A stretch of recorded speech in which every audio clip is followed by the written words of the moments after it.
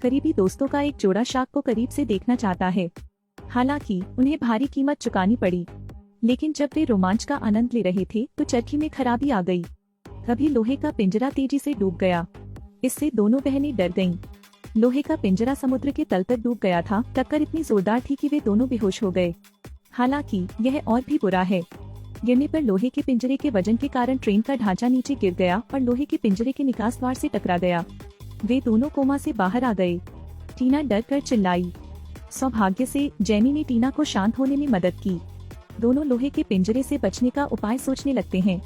हालांकि radio signal प्राप्त नहीं कर सकता। लोहे के पिंजरे का निकास भी ट्रेन के पैर के फ्रेम से दब गया था। चाहे उसने कितनी भी कोशिश की हो, वह उसे बाहर नहीं धकेल सका। उन्हें बस अन्यथा सोचना था। जेमी को लोहे के पिंजरे में एक खाली जगह का पता चला जिससे बाहर निकला जा सके, तो उसने इसे आजमाया, लेकिन शरीर बाहर नहीं निकल पाया और ऑक्सीजन मास्क फंस गया। रास्ते से हटकर वह लोहे के पिंजरे में लौट आई। फिर ऑक्सीजन मास्क उतारे और बाहर निकले। फिलहाल यही एकमात्र रास्ता है। चर्चा के बाद उसने एक गहरी सांस ली। फिर ऑक्सीजन मास्क उतारे और लोहे के पिंजरे से बाहर निकले। इसके बाद सांस लेना जारी रखने के लिए ऑक्सीजन मास्क लगाएं। केवल कुछ 10 सेकंड, लेकिन बहुत नाटकीय।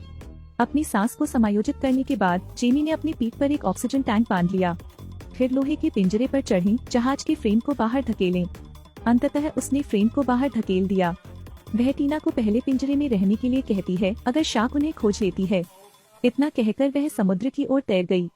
जब वह 40 मीटर की गहराई तक तैर गई तो आखिरकार उसने वॉकी टॉकी के जरिए अपने प्रेमी रयान से संपर्क किया।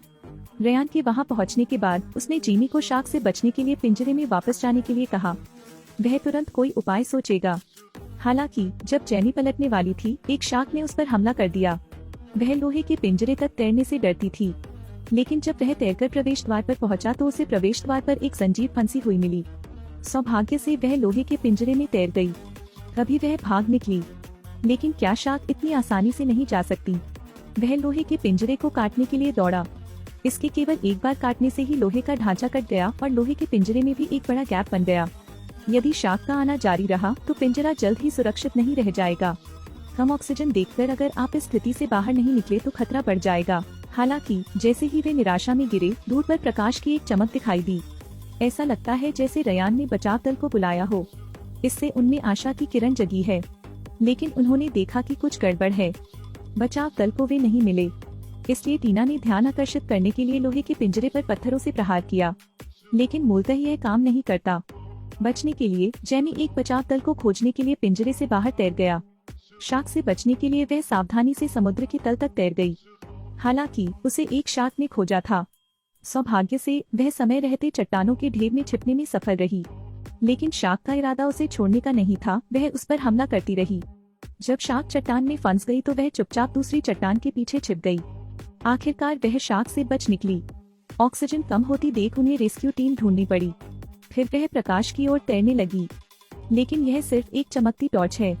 वह बेहद हताश थी, इसलिए उसने दूसरा रास्ता खोजने का फैसला किया।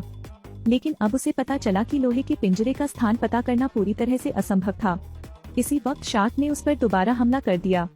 इसी समय लाइफगार्ड प्रकट हुआ, लेकिन शार्क ने उसे टुकड़े टुकड़े कर दिया। यह देखकर जेमी भी चट्टानों में छिप गया।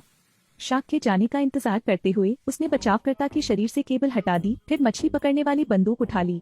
फिर वह वॉकी टॉकी के माध्यम से टीना से संवाद करती है। टीना के निर्देशों का पालन करते हुए उसे लोहे का पिंजरा मिल गया। उसने तुरंत केबल को लोहे के पिंजरे से बांध दिया। फिर तैरकर उस स्थान पर पहुंचे जहां वह रयान से संपर्क कर सके।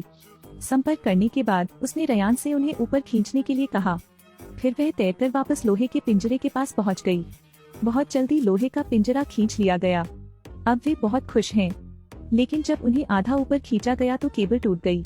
वे दोनों एक बार फिर समुद्र के तल में गिर गए और इस बार टीना का पैर कुचल गया। जेमी पिंजरे को हिलाने में भी असमर्थ था।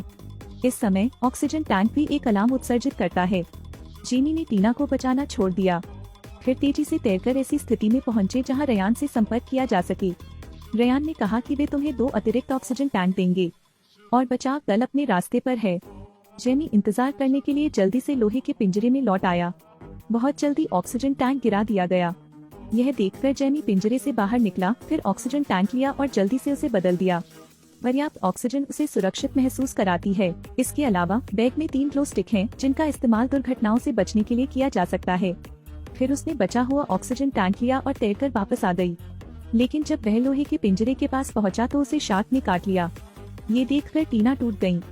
जेनी के बिना क्या वह जानती है कि क्या करना है। इस समय उसके ऑक्सीजन टैंक में ऑक्सीजन खत्म हो गई थी। उन्हें ऑक्सीजन टैंक को नए टैंक से बदलने के लिए मजबूर होना पड़ा।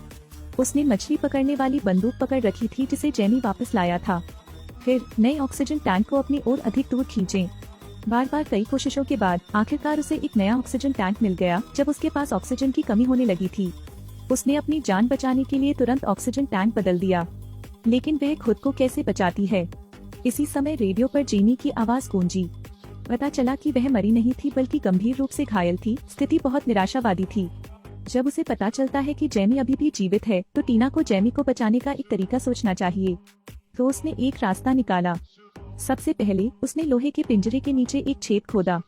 फिर बैकपैक को छेद में रखें। फिर वह अपने बैग में ऑक्सीजन टैंक से हवा भरने लगी। बैकपैक खोलने के बाद लोहे का पिंजरा भी ऊपर उठाया जाता है। यह देखकर उसने अपना पैर बाहर खींच लिया। वह जेमी को खोजने के लिए पिंजरे से बाहर निकली। जब टीना को जेमी मिली तो उसे पता चला कि वह बुरी तरह घायल है। इसके अलावा घाव से खून बह रहा है। चिंतित थी कि खून की गंध अधिक शार्क को आकर्षित करेगी, उसने जेमी को समुद्र तल से बाहर निकाला। उन्होंने बत्तियां जलाईं, फिर समुद्र की ओर तैर गए।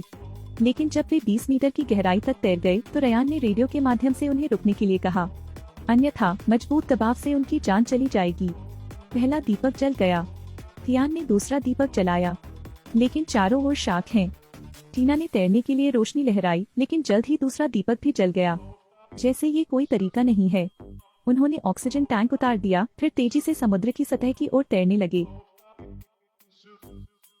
जहाज पर मौजूद लोगों ने उन्हें ढूंढ लिया। उन्होंने उनके लिए एक लाइफ बॉय गिराया। यह सोचकर कि उसे बचा लिया गया है, शार्क ने छलांग लगाई और टीना को काट लिया और उसे समुद्र में खींच ले गई। टीना ने पानी में बुरी तरह संघर्ष किया, बचने के लिए बार बार शार्क की आंखों में झांका। अंत में 2 सबसे अच्छे दोस्त भी सफलतापूर्वक बच गए।